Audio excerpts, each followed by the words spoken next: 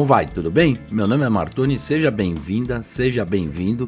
E hoje o programa trata sobre a rodada, praticamente a última rodada dos Test Matches de novembro. A gente só tem um jogo ainda para a próxima semana entre País de Gales e África do Sul, mas todas as outras seleções já encerraram seu ciclo de Test Matches em novembro. Falar muito sobre Argentina e Inglaterra, Inglaterra e Argentina, jogo quente, apimentado, decidido no finalzinho, com vitória da Inglaterra, a supremacia, superioridade dos Springboks sobre todas as outras seleções na temporada mais uma vez, e ainda os jogos de Geórgia, Uruguai, Portugal, Fiji, Espanha. Teve muita coisa boa aí no mundo do rugby. Também falar um pouquinho sobre Gales, sobre Itália e Chile, que foi um jogo bem legal. Enfim, preparado? Vem comigo. Muito legal ter você aqui comigo. Esse formato podcast parece que a galera tá gostando mais. Põe aqui sua opinião, põe seu ponto de vista. Me conta se você prefere de fato esse formato mais podcast, né? Que aí não precisa ficar olhando para a tela e tudo mais, né? Eu gosto também, para falar a verdade, eu prefiro também, mas enfim, né? E assina o canal, aciona o sino, dá aquele like que é sempre legal e vamos que vamos, tá bom? Vamos começar assim. Vou falar primeiro dos jogos que a gente coloca Tier 2 ou intermediários, mas de boas equipes, e que tivemos jogos sensacionais, viu? Começando com Geórgia 23, Japão 25. Foi um jogo dramático. Esse jogo, não sei se você sabe, mas ele tinha uma importância muito grande no ranking. Em caso de derrota do Japão, a Geórgia ficaria num grupo melhor na Copa do Mundo, na classificação final do ranking da World Rugby. E a mesma coisa, Geórgia, a mesma coisa Japão, né? Então o jogo foi acirrado, pegado, foi um test match mesmo da melhor qualidade e emocionante, né? Por volta de 77 a 78 minutos do segundo tempo, ou seja, faltando 2 minutos para o final do jogo, a Geórgia faz um try e vira o jogo. Ali todo mundo achava que já tinha ido pro beleléu, mas a Geórgia conseguiu, foi um jogo duro, o Japão jogou bem, a Geórgia jogou bem, e ali o placar ficou 23-22. Na saída de bola, vai para lá, vai para cá, o Japão conquista um penal difícil, e o seu chutador, que aliás é um ótimo chutador, o abertura japonês, sentenciou depois dos 80 minutos, placar final 25-23, decepção para a Geórgia e muita alegria para o Japão, que com isso garantiu uma classificação num grupo melhor na Copa do Mundo de 2027 na Austrália. Geórgia bem também, mas ficou com a decepção da derrota. Bom, depois a gente teve um jogo bem interessante entre Romênia 21 e Uruguai 31.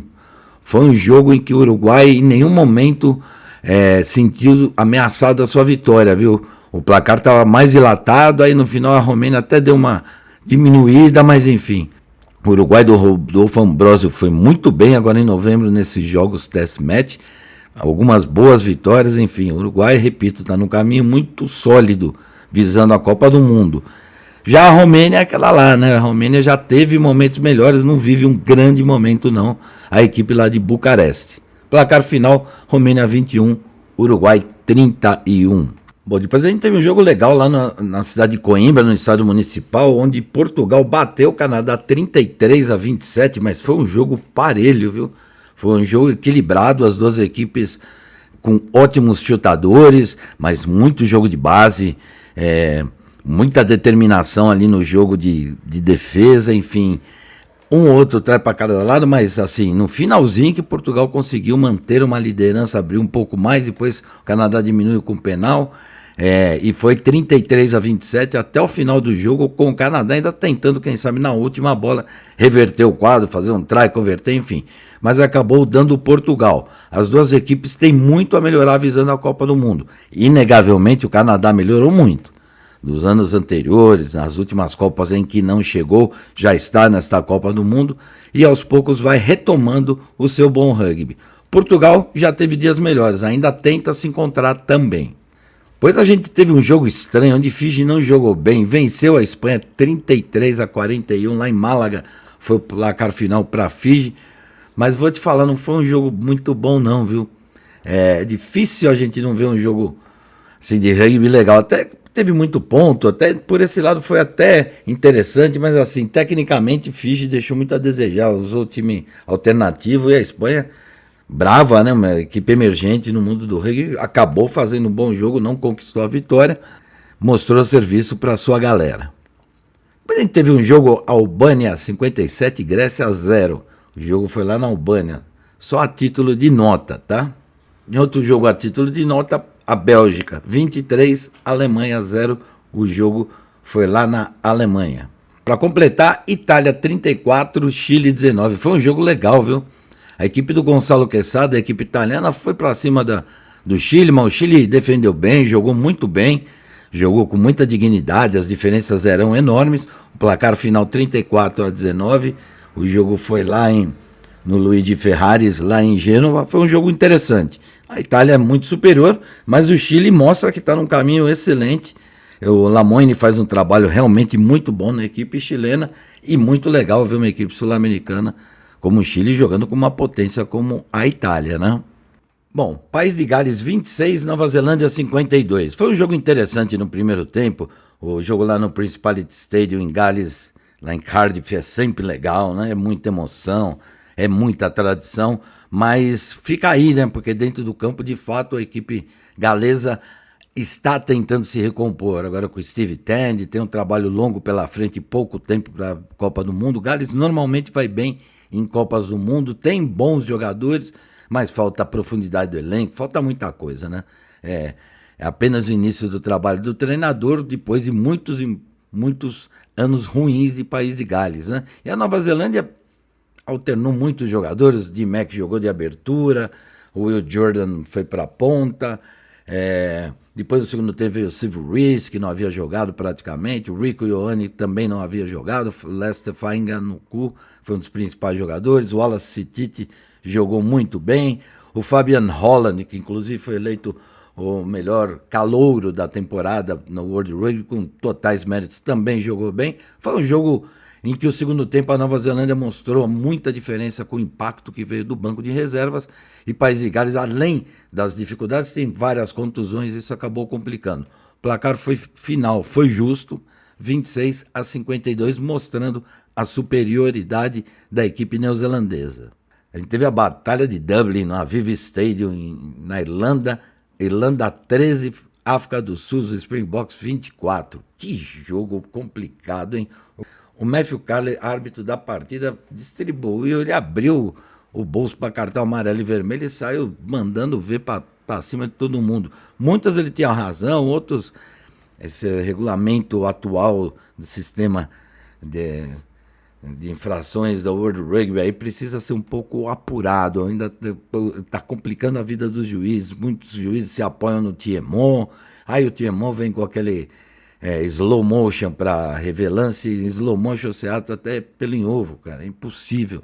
O sindicato de jogadores de rugby profissional já haviam pedido e vem normalmente fazendo esse pedido para que os replays sejam no real time, em tempo real, porque quando você perde totalmente o senso de saber como é que você vai jogar uma intenção no slow motion. É bem complicado. Mas enfim, no campo foi um jogo brutal fisicamente. A África do Sul superior, Damien Villeneuve jogou muito, Sasha Feinberg em Gomezulo mais uma vez, o Scrum poderoso, né? Eben Etzebeth, o Malcolm Marx eleito o melhor do mundo pós-partida, com toda a justiça, mais uma vez foi brilhante.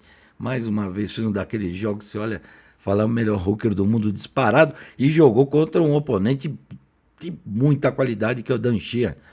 A Irlanda foi muito brava, em alguns momentos ficou com 12 em campo, mesmo assim, guardou o try com o Sheehan, quando ali estava com 12, 13 jogadores, mas no cômputo geral, no saldo, no balanço da história toda, a África do Sul mostrou realmente que é praticamente imbatível. Ela perdeu jogos esse ano, mas assim, porque ninguém passa incólume, mas foi uma seleção que encheu os olhos de todo mundo, disparada a primeira do ranking, bicampeã mundial, bicampeã do The Rugby Championship, e joga neste próximo sábado, você vai acompanhar lá comigo nos canais ESPN, contra País de Gales, o último jogo dessa série de test matches de novembro, Autumn Nations de novembro, na Europa. Placar final, Irlanda 13, África do Sul 24. A partida muito agradável foi França e Wallabies, 48-33 para a França, num jogo em que os ataques falavam mais alto que as defesas. A França melhor, mais compacta, mais organizada, os Wallabies ainda tentando achar um caminho, fizeram até um bom jogo, um try espetacular do Max Jorgensen, um jogador de rara habilidade, e também um try também magnífico do Louis Biel-Biarré, outro jogador espetacular, estava inclusive na shortlist para melhor do mundo. Foi um jogo bem agradável, gostei da atuação da França, gostei da atuação da Austrália, que parece que encontra um caminho ainda com Joe Schmidt. Mas assim, no frigir dos ovos, de fato, a França era mais equipe jogando em Paris, a torcida a favor. O jogo até demorou para esquentar, sob o ponto de vista da torcida, até porque nevou um pouquinho, né? Mas tô dizendo dentro do campo, a Austrália conseguiu fazer a torcida ficar quieta, a torcida francesa fanática, a torcida francesa, mas depois a França foi abrindo uma diferença considerável e de fato foi superior na partida, e a vitória veio de forma mais que justa para a equipe francesa. 48-33 foi o placar final. Bom, para finalizar os jogos, a gente teve no domingo a Escócia 56, Tonga 0. Foi um passeio, né, dos escoceses, que vieram mordidos, né, por conta da virada que tomaram contra a Argentina na outra semana. Então o time entrou até um pouco tenso, mas com 15, 20 minutos de jogo já começou a resolver a parada, usou o time alternativo, Tonga muito abaixo do que pode mostrar. O placar final mostra as diferenças, mostra a grande superioridade da equipe escocesa jogando lá em Murrayfield, e deu uma alegria para a sua torcida, né? Agora a gente chega no grande jogo. Se você pegar meu vídeo anterior, eu falava, né? São duas equipes poderosas, Inglaterra do lado, a Argentina do outro, é muita rivalidade. E seguramente são candidatíssimas ao título da Copa do Mundo de Rugby da Austrália em 2027. Eu expliquei lá e explico aqui novamente. As duas comissões técnicas são brilhantes, muito inteligentes, deram profundidade para os seus elencos. Então você tem uma equipe inglesa que, com a vitória de 27-23 sobre a Argentina, chegou à 11ª vitória consecutiva. Uma equipe com uma profundidade de elenco que teve que usar essa profundidade nesse jogo, já que 3 centros que normalmente são titulares, 2 que jogam, 1 que fica no banco, Dingwall, Ollie Lawrence e o Tommy Freeman, os 3 estavam machucados. Ele colocou o Max Ojomo, ótimo jogador, e o Henry Slade, que é muito experiente, lá no meio do campo, lá no camisas 12, camisa 13. Não é que o Max Ojomo foi eleito o melhor da partida, com toda a razão, viu? Fez um try lindo, habilitou com o pé um try belíssimo pro Feio Abozo, e depois ainda participou do terceiro try, armando a jogada, ou roubando a posse de bola pro Henry Slade cravar o try. A Inglaterra era aquilo lá, um time que tem George Ford no auge da sua forma, jogando muito bem, para mim, em atividade, um dos 3 melhores aberturas do mundo, chegou na maturidade da carreira. Drop goal, distribuição de jogo, tudo muito bem feito, muito bem apoiado pelo Ben Spencer, que deu uma cadência para o ótimo scrum, um scrum confiável, de scrum fixo, de lateral, muito bem feito, raramente perde uma jogada. E a gente falava, né? Jogo de bola aérea, pré-jogo, aliás, eu falava isso, jogo de bola aérea. O jogo de scrum, o jogo de lateral pode definir a parada. O breakdown foi muito equilibrado, a Argentina foi muito bem. E agora, falando um pouco da Argentina, mostrou um elenco primoroso.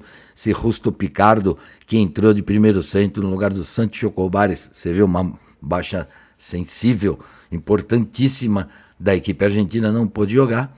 Mas o Justo Picardo deu conta do recado, um garoto que aproveitou esses test matches de novembro para colocar seu nome aí na briga pela titularidade, né? Não tinha Mateu Carreiras, o Bautista Delgui fez a parte dele.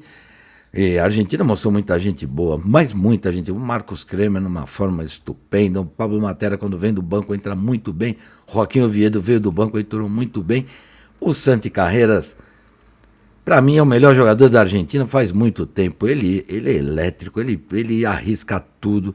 Ele, para mim, é o Finn Russell argentino. Melhorado em alguns aspectos e piorado em outros.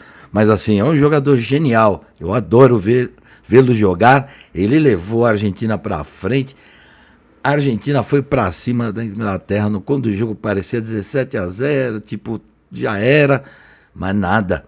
O impacto do banco de reservas da Argentina impactou mais até, a meu ver, do que o próprio banco da Inglaterra, que também era muito sólido. Mas, enfim, foi um jogo ali até o finalzinho. Faltava, pra você ter uma ideia, o Rodrigues Groff fez o try e o Santi Carreiras converteu em drop goal rapidinho, faltava 5 segundos para acabar o tempo. Se ele demora um pouquinho mais para converter, não dava tempo da saída de jogo. E aí a Argentina veio para cima de novo até a bola parada. E mais uma vez, a bola parada definiu o jogo e desta feita para a Inglaterra. E aí eu chego num ponto que eu gostaria de raciocinar com vocês aqui. A África do Sul ganhou a última Copa do Mundo, ganhando quarta de final, semifinal e a própria final por um pontinho. Calcada no jogo parado, nos momentos agudos das partidas. É exatamente o que a Inglaterra faz. A Inglaterra, se lembrar um ano, perdeu jogos em novembro, perdendo porque errava a última jogada, deixava escapulir a bola no scrum, perdia um lateral, tomava um contra-ataque, perdia o jogo. Esse jogo, na última bola, quando precisou, mais uma vez o jogo parado, onde que ela foi melhor que a Argentina foi melhor no breakdown, mas no jogo parado a Inglaterra foi muito sólida, e ali o Charlie Earls, que havia entrado, acabou atrapalhando o lateral argentino. Na sequência, o Ben Earl, espetacular, terceira linha, uma potência absurda, recupera a posse de bola, e a Inglaterra ganha o jogo, né? Então, assim, aquela Inglaterra que perdia jogos no final, agora ganha jogos no final. E isso eu faço esse comparativo com a África do Sul para demonstrar como as equipes vão se afinando. Assim, no meu modo de ver a partida, alguém tinha que ganhar. Não importa quem, porque o jogo foi muito igual. O que demonstra como a Argentina também está poderosa. Depois teve um problema lá com o Tom Curry, com o Felipe Contepombe, isso aí eu me abstenho de falar porque isso é uma coisa que eu não vivi lá, não estava lá, aí você fica ouvindo aquelas coisas, eu me fio na partida que foi muito sólida, né? Espero que esse entrever o extra-campo seja resolvido, porque todo mundo lá está tentando fazer o melhor, né? E, assim, a minha impressão dessas duas equipes cresceu ainda mais pós essa partida. Poderia ter ganho a Argentina no final perfeitamente, né? E isso não tiraria os méritos da Inglaterra. Assim como eu digo, a Inglaterra ganhou e não tira os méritos da Argentina, que jogou e jogou muito bem. É uma equipe, as duas equipes estão muito perto de chegar muito forte na Copa do Mundo. Placar final, Inglaterra 27, Argentina 23.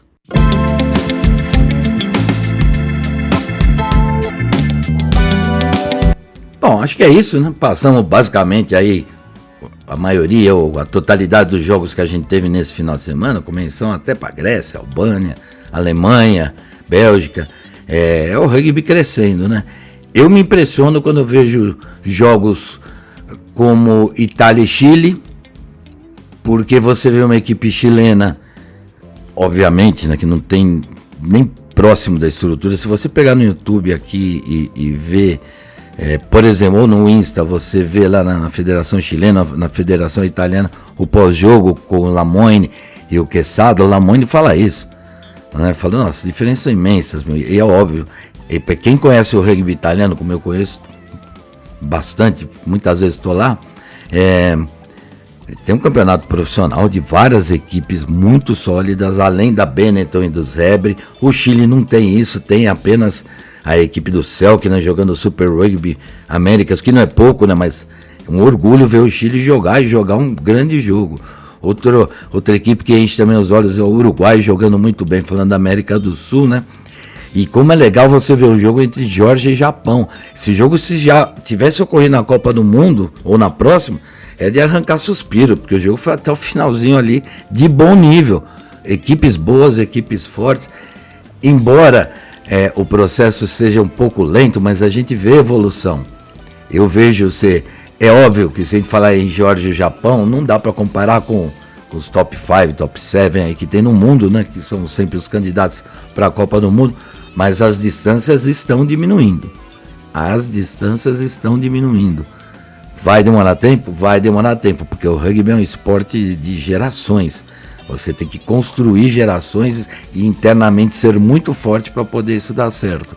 Mas assim, a Geórgia tem uma estrutura legal, tem o Lions jogando muito bem os torneios europeus, o Japão não precisa nem falar da J-League, né? Portugal e o Canadá ainda precisam melhorar, assim como a Espanha. O próprio Fiji, que é uma potência, tem uma equipe no Super Rugby Pacífica fijiana, mas falta muita coisa ainda para a Fiji, né? E tem totais condições para isso. A Espanha está crescendo seu rugby, Portugal está crescendo seu rugby, o Canadá volta a ser potência, os Estados Unidos está aí brigando, enfim.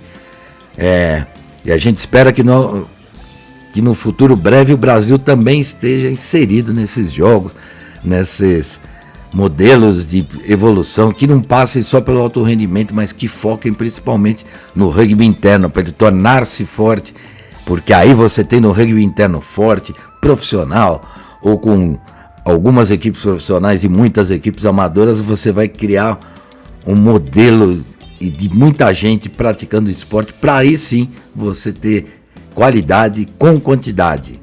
Esse é o que eu penso aí do nosso rugby. Põe sua opinião, põe seu ponto de vista, não sei se você viu todos os jogos, a maioria aí está disponibilizado no YouTube, caso você queira ver pelo menos os highlights, tá bom? Assina o canal, aciona o sino e agora sim, dá aquele like. E me conta se você gosta desse modelo mais podcast. Eu prefiro, vou te falar porque eu fico mais à vontade. Valeu, até a próxima.